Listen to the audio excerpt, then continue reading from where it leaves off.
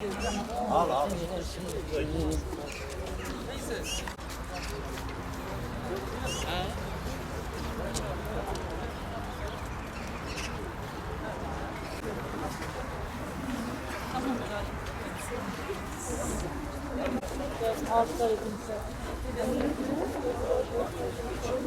Yasin Börü ve kardeşleri katledilirken hunharca bir şekilde linç edilerek, atılarak, binalardan atılarak ve üzerine araçla geçilerek katledildikleri o günlerde şunu söylemiştik: hiçbir şey artık eskisi gibi olmayacak.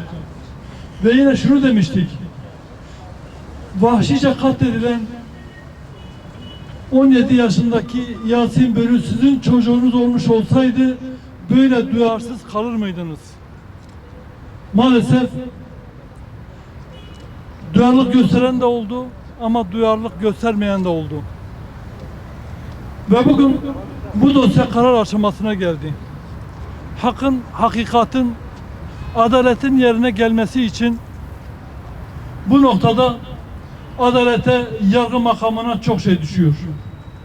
Temelimiz o ki bu dosyada hak yerini bulsun, katiller gerekli cezayı bulsun. Sadece katillerin, tetikçilerin, sokaktaki çetelerin ceza alması yetmiyor.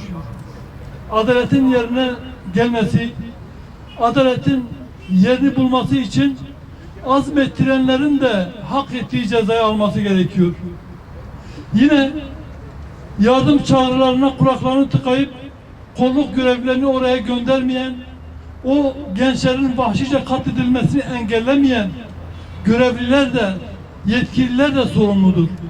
Kanaatimizce adalet için onların da bu dosyaya tespit edilip dosyaya dahil edilmesi gerekiyordu. Temennimiz bu dosyanın ikinci aşamasında azmettiricilerin de seyircilerin de cezalandırılmasıdır. Teşekkür ediyorum.